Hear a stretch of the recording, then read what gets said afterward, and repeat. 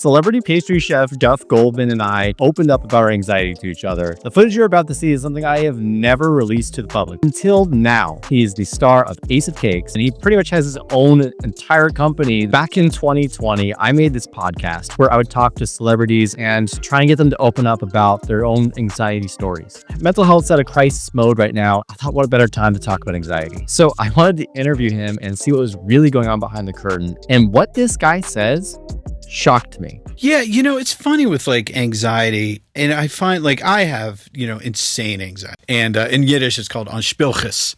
You're anspilches because you're just doing this all the time. I was wondering why you were doing that. Just like, I'm freaking. I wanted to get you a glass of water, but I couldn't. Right. I'm like trying to hand it to you. Here you go. You're like, where is it? Where is it? Here you go. Just drink. The conversation started out pretty fun, but once we got the giggles out, it started to get pretty deep. I do a lot of public speaking. I do a lot of lectures and, demos and, going out. And every single time I'm about to walk out on stage, I say to myself, I'm not funny. I'm not smart. I don't belong here.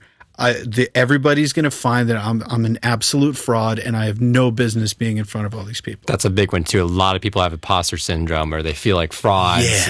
Yeah. And I do all the time. And then Duff said something that really shocked me. And what I've found that just brings me comfort is everybody is constantly freaked out all the time.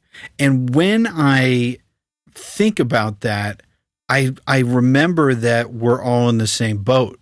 We're all freaking out. That helps me get over that thing. Duff was basically saying that it's human to freak out and everyone's in this together. The problem I had with this was that I couldn't really figure out how to apply that to my own life until he said this. It's almost like a mantra at this point. It's like, I know it's coming and then my brain says it to me. And then I have to go through the whole thing of all the horrible things I say to myself. And then I laugh at myself and I tell myself to shut up. And then I go out and I do it and I'm great. Right. And I do my thing. It's like beating yourself to the punch. At that moment, it really hit me. Here was someone that mastered his craft. He had fame, fortune, an amazing, successful business, a great life. Duff just seemed like this guy that was untouchable, invincible. But as he started to talk more about his own imposter syndrome, it started to really hit me how imposter syndrome would really impact my life. That inner voice that you have where you're like, I know that this is what's going to come up in my head over there. I'm just going to up front confront myself and say, this is how I feel. I get it. Yeah. Like I know that those things aren't true, but I'm still going to say them to myself because it's just what happens. It's what we do. And just when I thought this guy was done, he starts talking about how he handles it. And it got to me. I think that imposter syndrome is very real. And I think everybody has it. It's true, and you have to find these sort of like ways of communicating with yourself. Which led me to really want to ask this one question. I've been so curious to ask celebrities for a long time, and it really stumped him. I think that a big part of what you said was that you could say those things because you knew who you were. How did you get to that point where you just knew who you were solidly, even with like moments of doubt? Wow, that's a good question. But then he revealed one of the best answers I have ever heard to this question. I think that when you are put in an uncomfortable position where you don't have a choice to, like, in this case, perform, whatever it is you're going to be doing, like you have to do it, like just straight up. I think that when you can put yourself in these positions where you are setting yourself up where you could fail and fail massively, that's when you start to find the tools that you can deal with these things. So I think what it really is it's facing those fears. I was really starting to click with his vulnerability and I found it really inspiring, but I wasn't sure if what he was saying was really applicable to my life until he said. Like another thing with me is I have incredible social anxiety. Like really, I used to have it for my whole life up until a couple of years ago. Sometimes I still crazy, like you like walking into a room and just like, what do I do? What do I do? I don't know anybody. And what I do is I force myself to like find somebody, look at them, walk up to them, and introduce myself. Hey, what's up, man? And it's, you know, as soon as you do that, you realize they were totally freaked out too.